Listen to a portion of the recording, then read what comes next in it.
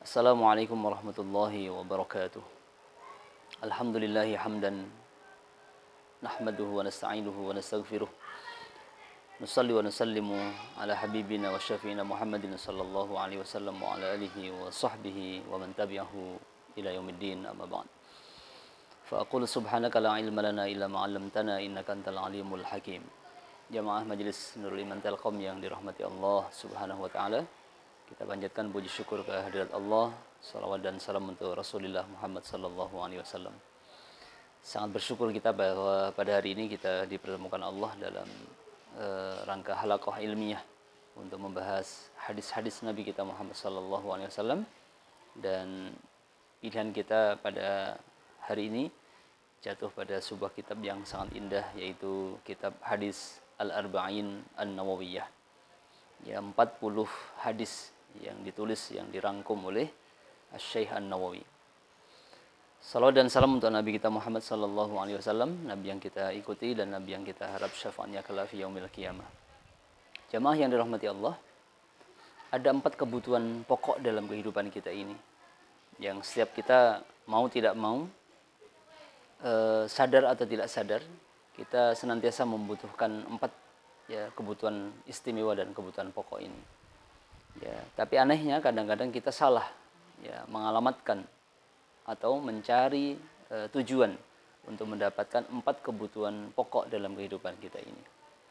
Dikatakan dalam sebuah riwayat, "Man kana yuridu waliyan fallahu yakfihi, wa man kana yuridu qudwatan farrasulu yakfihi, wa man kana yuridu hudan falqur'anu yakfihi, wa man kana yuridu maw'izatan falmautu yakfihi." Kurang lebih artinya seperti ini. Barang siapa yang menginginkan 4 perkara dalam kehidupan ini, maka Allah Subhanahu wa taala memberikan kepada dia 4 macam alamat, 4 macam tujuan yang akan memberikan kedamaian dan keselamatan kepada dia. 1, kebutuhan dasar yang mau tidak mau setiap kita akan memerlukan dan membutuhkan, yaitu mangkana yuridu waliyan, siapa yang menginginkan seorang pelindung, seorang penolong, seseorang yang akan menjadi andalan dalam kehidupan dia. Karena sehebat apapun, sekuat apapun, kita tidak pernah bisa cukup hanya dengan diri kita sendiri. Siapa yang menginginkan penolong, fallahu yakfihi, maka Allah lah penolong yang akan mencukupkan untuk dia. Seseorang yang mengharapkan pertolongan kepada orang lain, seseorang yang mengharapkan pertolongan kepada sesama makhluk, maka dia tidak akan mendapatkan kecuali hanya kekecewaan saja. Karena minta tolong yang sesungguhnya, yang sebenarnya adalah minta tolong kepada zat yang dia tidak butuh pertolongan dari orang lain. Fallahu yakfihi, siapa yang membutuhkan pertolongan, cukuplah Allah untuk dia sebagai penolongnya. Yang kedua, wa man kana yuridu qudwah, siapa yang menginginkan sebuah panutan, siapa yang menginginkan sebuah rule, model dalam kehidupan ini, siapa yang menginginkan contoh untuk dia tiru dan dia ikuti dalam kehidupan ini, farrasulu yakfihi, cukuplah seseorang mukmin menjadikan Rasul sallallahu alaihi wasallam sebagai contoh atau teladan yang terbaik. Kesesatan yang dialami oleh seseorang, kebuntuan di dalam dia menggapai kehidupannya, berbagai macam problem yang dia dapatkan dalam kehidupan ini adalah sebuah kesalahan yang disebabkan oleh kesalahan seseorang untuk menjadikan rule, untuk mengambil teladan. Dia menjadikan seseorang selain Rasul sallallahu alaihi wasallam atau hal-hal yang lain untuk dia jadikan sebagai teladan atau contoh dalam kehidupannya. Maka tentu keburukan yang akan dia dapatkan dalam mencontohi atau mengikuti teladan tadi itu. Yang ketiga, wa man kana yuridu hudan, siapa yang menginginkan datangnya petunjuk, siapa yang menginginkan menginginkan petunjuk-petunjuk di dalam kehidupan yang akan mengarahkan dia kepada keselamatan dalam hidupnya, maka dikatakan fal Qur'anu yakfihi, cukuplah Quran sebagai petunjuk yang perlu untuk dia ikuti, untuk dia jalankan, untuk dia laksanakan. Tidak memakai petunjuk-petunjuk yang lainnya. Karena Quran sudah dilengkapi oleh Allah Subhanahu wa taala di dalamnya. Bagaimana aturan-aturan yang harus diikuti oleh setiap manusia. Apa yang boleh dilakukan, apa yang harus dia tinggalkan, apa yang seharusnya dia kerjakan dan sebagainya. Maka Quran adalah hudan yang sesungguhnya, petunjuk yang sesungguhnya yang akan memberikan keselamatan ya, kepada manusia semuanya. Ya, hudan lil muttaqin. Ya, hudan lin nas wa bayyinatin minal huda wal furqan. Ya, itulah beberapa potongan ayat barangkali ya. Kemudian yang terakhir, wa man kana yuridu mau'izah, siapa yang menginginkan sebuah petunjuk, nasihat, ya, arahan, apa ya, penyadaran diri, ya, yang memberikan kepada dia kesadaran dan ketenteraman dalam hidupnya, fal mautu yakfihi, maka cukuplah kematian akan memberikan kepada dia mau'izah, nasihat-nasihat, petuah-petuah. Ya, sebagaimana dalam riwayat dikatakan, dalam hidup ini ada dua petunjuk, ada dua nasihat, yang satu berbicara dan yang satu diam. Yang berbicara adalah Al-Quran, dan nasihat yang diam adalah kematian. Maka dengan merenungi ya, sebuah kematian yang menimpa kepada sahabat kita, ya, kepada orang lain, kepada kerabat kita, dengan merenungi apa yang terjadi pada diri seseorang yang telah meninggal dunia, dan kematian yang datang kepada dia, ya, seseorang yang mampu untuk merenunginya, dia akan mendapatkan mau'izah, nasihat-nasihat yang besar, nasihat-nasihat yang penting untuk dia jadikan sebagai ya, petuah untuk dia dalam menjalani kehidupan ini. Inilah barangkali jamaah yang dirahmati Allah, ya, 4 hal pokok yang setiap kita ya pasti membutuhkannya. Kita butuh pelindung, Allah lah pelindung kita yang sesungguhnya. Kita butuh contoh dalam kehidupan ini, butuh teladan. Cukuplah Nabi kita jadikan sebagai teladan dalam kehidupan kita. Kita butuh petunjuk, hudan. Petunjuk yang sesungguhnya adalah petunjuk yang datangnya dari Al-Quranul Karim. Dan kita butuh nasihat-nasihat, petuah-petuah dalam menjalani kehidupan kita ini. Cukuplah kematian sebagai nasihat untuk kita jadikan sebagai ya, pedoman dalam kehidupan kita ini. Jamaah Majelis Nurul Iman yang dirahmati Allah Subhanahu wa taala, sesuai dengan jadwal, maka hari ini kita akan membahas hadis yang kelima dari kitab Al-Arba'in An-Nawawiyah. Ya. Saya bacakan teks hadisnya. Bismillahirrahmanirrahim. Al-hadisul khamis, hadis yang kelima. An ummil mu'minin Ummi Abdillah Aisyah radhiyallahu anha qalat, qala Rasulullah sallallahu alaihi wasallam, man ahdasa fi amrina ma laysa minhu fahuwa raddun.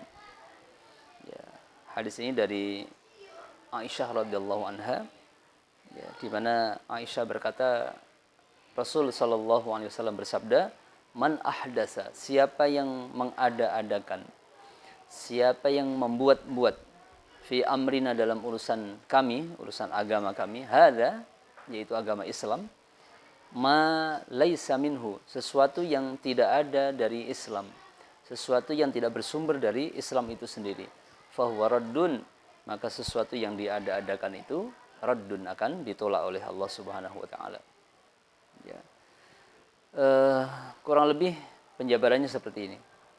Siapa yang mengada-adakan sebuah cara ibadah, siapa yang membuat-buat model ya di dalam berakidah, ya, karena syariat itu dua ya, akidah dan ibadah ya.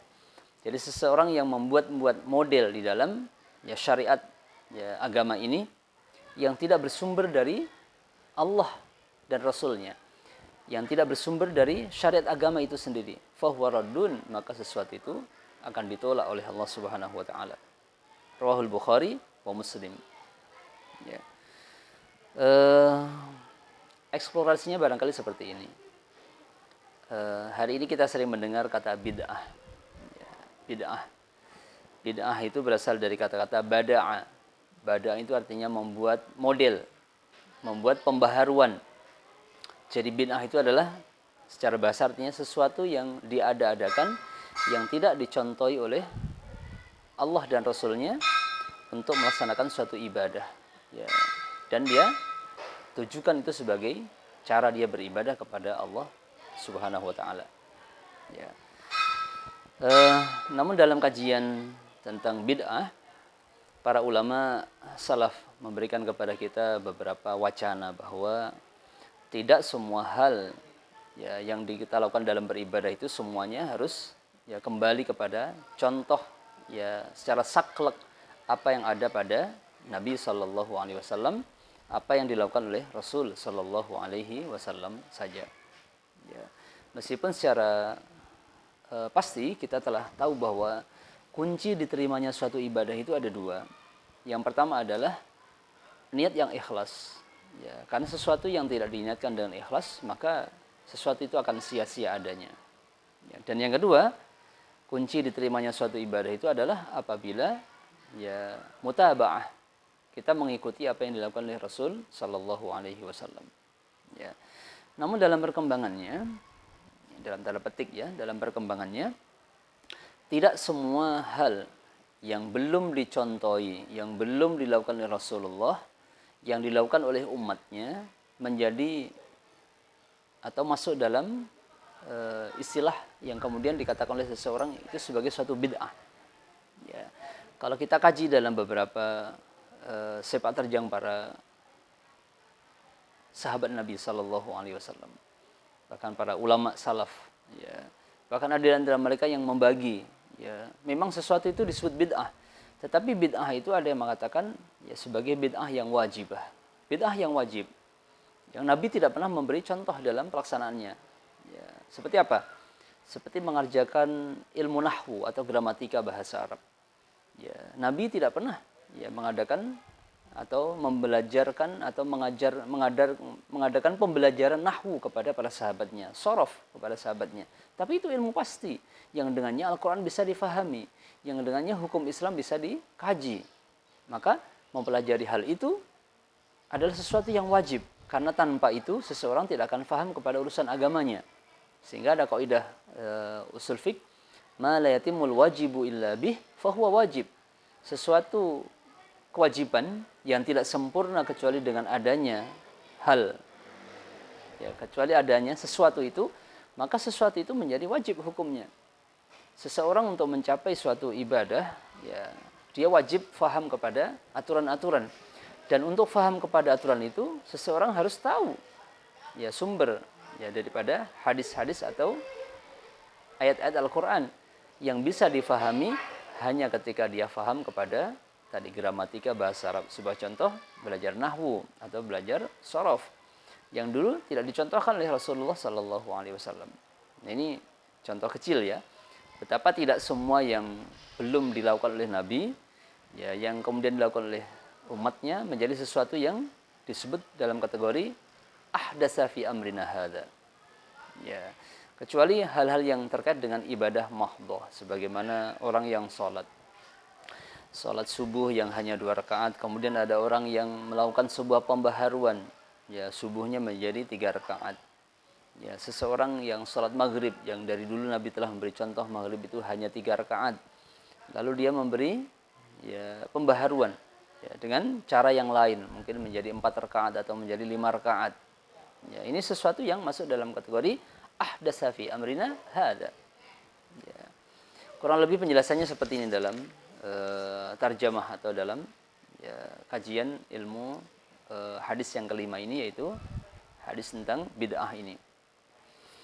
Ala annal ibadat minal ghusli wal wudu'i was shaumi was shalah, bahwasanya ibadah-ibadah diantaranya mandi, wudu, puasa, salat, idza fu'ilat ala khilafis syar'i, ketika dilakukan dengan cara menyalahi atau menyelisihi syariat, takunu mardudah, maka ibadah itu akan tertolak ya ala fa'iliha, ya atas orang yang melakukannya.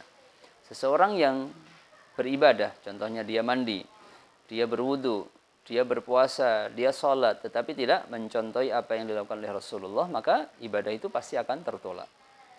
Wa annal ma'khudha bil aqdil fasid, dan sesuatu yang diambil dengan akad yang rusak, yajibu radduhu ala sahibihi, wajib dikembalikan kepada pemiliknya. Wala yumlaku, dan tidak boleh dimiliki. Ya, artinya apa? Sesuatu yang diambil dari cara yang rusak. Ya, sebuah akad yang rusak. Ya, apabila dilakukan itu, maka sesuatu itu wajib dikembalikan kepada pemiliknya, karena tidak hak untuk memiliki sesuatu dengan cara akad yang fasid, akad yang rusak tadi itu. Ya. Wa fihi dalilun ala anna man ibtada'a fid din. Dalam hadis ini juga menjadi bukti bahwa siapa yang mengada-adakan sebuah pembaharuan dalam agama, bid'atan, suatu bid'ah la tuwafiqus syar'a, yang tidak mencocoki syariat, fa ismuha alaihi, maka dosanya adalah ditimpakan kepada orang yang membuat-buat ya sesuatu yang baru tadi itu. Wa amaluhu mardud, dan amal ibadahnya akan ditolak atau dikembalikan alaihi kepada pelakunya. Ya. Wa innahu yastahiqul wa'id, dan pelakunya akan mendapatkan ancaman dari Allah Subhanahu wa taala. Wa qad qala sallallahu alaihi wasallam, dan Nabi telah bersabda juga, man ahdasa hadasan, siapa yang membuat sebuah pembaharuan, ya, au awa muhdisan, atau dia ya menjadi seorang pembaharu, fa alaihi la'natullah, maka dia mendapatkan laknat dari Allah Subhanahu wa taala. Pembaharu dalam artian dia membuat ya hal-hal baru di dalam beribadah kepada Allah Subhanahu wa taala. Ya, terkecuali yang sudah kita sebutkan tadi ya, bahwa kita harus ya memberikan kepada kalimat ini tidak dimaknai secara saklek bahwa harus semuanya mengikut kepada Rasul Sallallahu Alaihi Wasallam. Pada hal-hal tertentu, sesuatu yang diadakan dan sesuatu yang baru dalam umat Islam ini tidak menjadi sesuatu yang bid'ah. Dalam artian bid'ah yang tertolak atau bid'ah yang pelakunya mendapatkan dosa ya dari perbuatan tadi itu. Karena di dalamnya ada istilah bid'ah yang wajib bahkan. Seperti tadi, mempelajari nahwu, mempelajari ya sorof, mempelajari gramatika bahasa Arab, yang dengannya seseorang akan bisa faham kepada ajaran Al-Quran dan hadis Nabi. Maka hal ini meskipun tidak dicontohkan oleh Rasul pada zaman dahulu kala, ya orang yang mempelajarinya tidak termasuk orang yang membuat pembaharuan di dalam agama, pembaharuan dalam syariat. Mudah-mudahan uraian yang singkat ini bisa memberikan kepada kita penjelasan, dan kita mengembalikan semuanya kepada Allah dan Rasulnya. Mudah-mudahan apa yang kita jelaskan ini menjadi sesuatu yang bisa memberikan wacana untuk kita mendapatkan kebaikan dan diterimanya semua amal ibadah kita di hadapan Allah Subhanahu wa taala. Subhanakallahumma bihamdika asyhadu an la ilaha illa anta astaghfiruka wa atubu ilaik. Wassalamualaikum warahmatullahi wabarakatuh.